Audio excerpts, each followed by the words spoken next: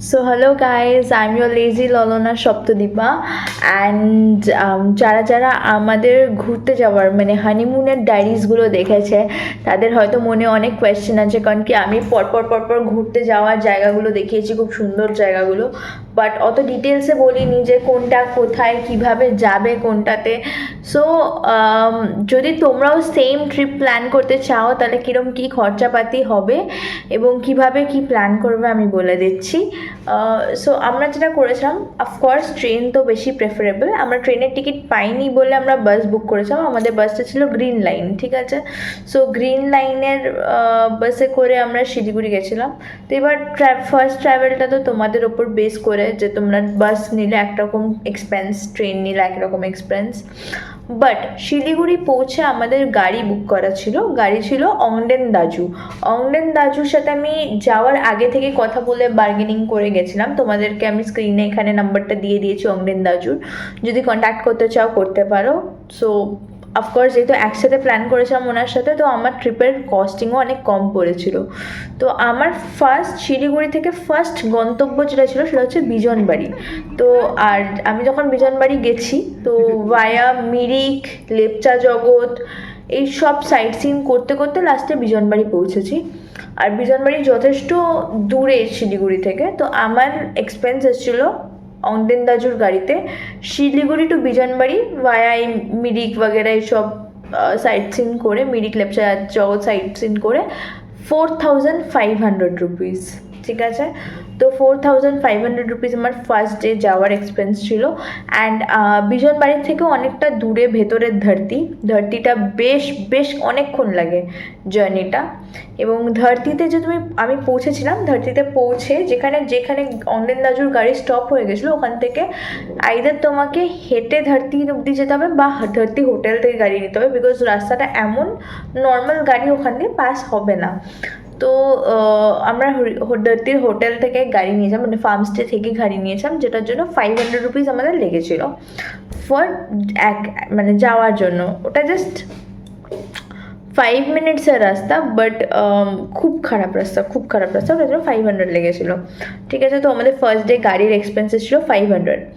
ধরতিতে per head যেটা expense আছে সেটা হচ্ছে 2200 থেকে 2500, ঠিক আছে, পার ডে পার হেড এটা এক্সপেন্স পার হেড। এর মধ্যে তোমার লিভিং, ফুডিং ইনক্লুডেড, ফুডিং বলতে 3 বেলার মিল মানে ব্রেকফাস্ট, লাঞ্চ, ডিনার, তাছাড়া একটা স্ন্যাক্স, ঠিক আছে, এটা ইনক্লুডেড।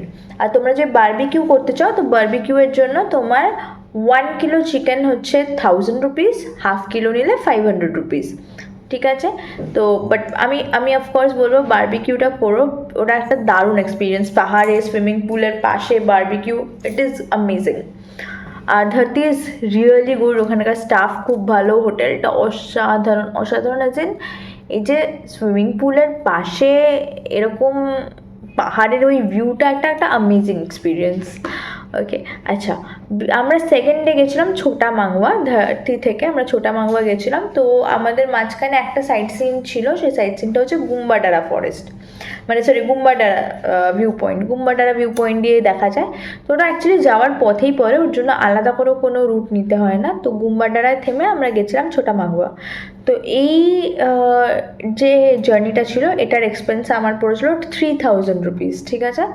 তো বিজনবাড়ি থেকে ছোটা মাংওয়া, যেটাও আমার অ্যাকচুয়ালি আমি প্যাকেজে করেছিলাম বলে আমার 3000 হয়েছিল, বিকজ বিজনবাড়ি থেকে ছোটা মাংওয়া মিনিমাম 4000-এর নিচে তোমাদের কেউ করে দেবে না, বাট অংডেন দাজু থ্যাংক ইউ 3000 করেছিল, ঠিক আছে।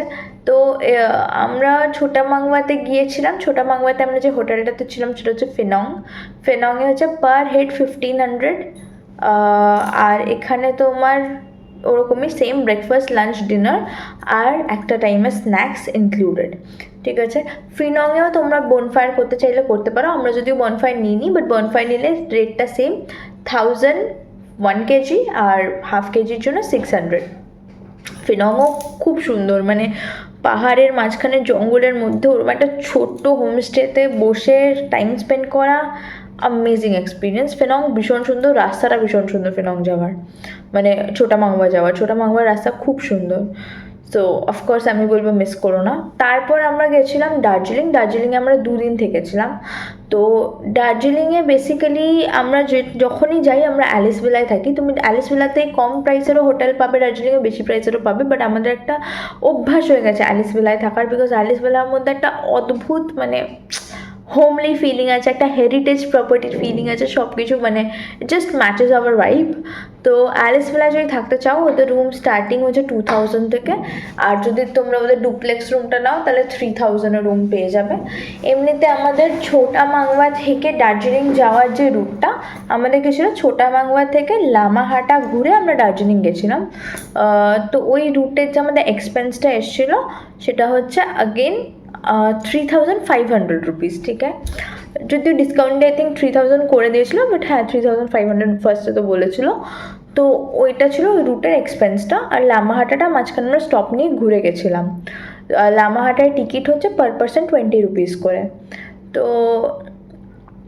দার্জিলিংয়ে যেটা, আর আমরা যে অ্যালিস ভিলার রুমটা ছিল ওটা 2000 করে রেন্ট পড়েছিল, পিক সিজনে 2500 পড়ে, নর্মালি 2000, আর ওদের ডুপ্লেক্সগুলো 3000 করে, ফুডিং ইনক্লুডেড নেই, ঠিক আছে। বাকি অ্যালিস ভিলা যদি নিজেরা তোমরা কিছু খাবার খেতে চাও ওখানে অর্ডার করে, ওদের খাবারের টেস্ট খুব ভালো, তোমরা ওখানে অর্ডার করে খেতে পারো। আর দার্জিলিংয়ে তো গ্লেনারিজ বগেরা আছেই, খাবারের জন্য অনেক ভালো ভালো জায়গা আছে, গ্লেনারিজ আছে, তারপর গোল্ডেন টিপস তোমরা ট্রাই করতে পারো, ফিয়েস্তা ট্রাই করতে পারো, অনেক জায়গা আছে দার্জিলিংয়ে খাবার জন্য। আচ্ছা, দার্জিলিং থেকে আমরা গাড়ি না নিয়ে আমরা ওয়ায়া ট্রেন নেমেছিলাম। তো আমাদের ট্রেন জার্নি সেটা দার্জিলিং থেকে জলপাইগুড়ি নামো বা রংটং নামো, তোমাদের টিকিট প্রাইস পড়বে হচ্ছে 1500 টাকা। কার্শিয়াং অবধি 750, আফটার কার্শিয়াং ইটস 1500। তো আমরা যেহেতু রংটং নেমেছিলাম আমাদের পার হেড 1500 করে, মানে টোটাল 3000 পড়েছিল হচ্ছে ট্রেনের কস্টিং। আর ট্রেনে করে যাওয়ার ভিউটাও তোমাদের খুব সুন্দর লাগবে। এবার ওখানে নেমে আমরা রংটং থেকে আমরা একটা গাড়ি নিয়েছিলাম, যেটা ছিল এটা আমরা অ্যাকচুয়ালি অংডেন দাজুর সাথে প্যাকেজ প্ল্যান করেছিলাম, বাট অংডেন দাজু ওনার কোনো চেনাশোনা একজনকে বলেছিলেন আসতে। তো তার নাম ছিল ওয়াংচুক দীক্ষিত, ওয়াংচুক দাজু। তো আমি ওয়াংচুক দাজুর নাম্বারটাও ওপরে মেনশন করে দেব।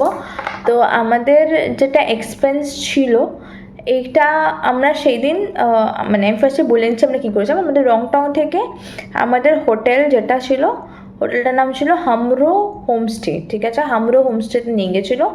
এবার হামরো হোমস্টেতে আমরা থেকেছি, এবং হামরো হোমস্টে থেকে পরের দিন আমাদের শিবখোলা ওয়াটারফলস দেখিয়ে, শিবখোলা টেম্পল দেখিয়ে আমাদের ওয়ায়া সুকনা আমাদেরকে নিউ জলপাইগুড়ি স্টেশনে ছেড়েছিল। তো এই পুরো প্যাকেজটার জন্য আমাদের থেকে 2500 নিয়েছিল, ঠিক আছে। 2 দিনেরটা মিলিয়ে 2500 আমাদের গাড়ির এক্সপেন্স গেছিলো, which is I think very less. মানে কেউ তোমাকে বলবে না। আমি যখনই ওখানে লোকাল ড্রাইভারসদের সাথেও কথা বলছিলাম যারা কিনা রংটংয়েরই ইটসেলফ ট্যাক্সি স্ট্যান্ডে আছে, তাদের সাথে যখন কথা বলছিলাম, শুধু one way up to Rongtong station to হামরোই আমাকে বলছিল 1500, আর আবার আমার হোমস্টে থেকে শিবখোলার যে আমি ওই সাইট সিন করিয়ে তারপর আমাকে আবার হোমস্টে নিয়ে গিয়ে সেখান থেকে আবার জলপাইগুড়ি স্টেশন ছাড়তে হবে, ওটা যে বলেছিলাম ওটা যেন 4000 বলছিল আমাকে, লিটারালি লোকে 3000 4000 লেজেড এই প্রাইসগুলো বলছিল। বাট সেখানে আমার 2500-এর মধ্যে এই 2 দিনেরটা একসাথে প্যাকেজ করে দিয়েছিল অংডেন দাজু। ওয়াংচুক দাজু এসেছিলো, অ্যান্ড অংডেন দাজুর সাথে আমার প্রাইসের ডিসকাশন হয়েছিল। তো আই থিঙ্ক সেটার রিজন হচ্ছে আমি পুরো ট্রিপটা ওদের দিয়ে করেছিলাম বলে এই বার্গেনিংটা আমি করতে পেরেছি। তো আমি তোমাদেরকেও সাজেস্ট করবো একজনকে দিয়েই ফুল ট্রিপ তোমরা প্ল্যান করো।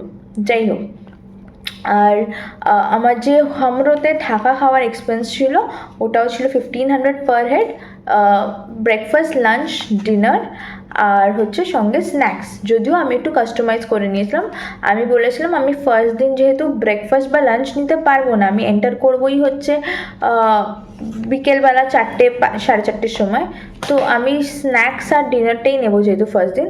তো সেকেন্ড দিন আমাকে ব্রেকফাস্টের সাথে সাথে লাঞ্চটা যাতে দেওয়া হয়, আমি 2টোর সময় চেক আউট করবো। ওদের চেক আউট টাইম এমনিতে 11টা, বাট আমি 2টোর সময় চেক আউট করবো, এটা আমি বলে নিয়েছিলাম, and they adjusted with me, they thanks to them.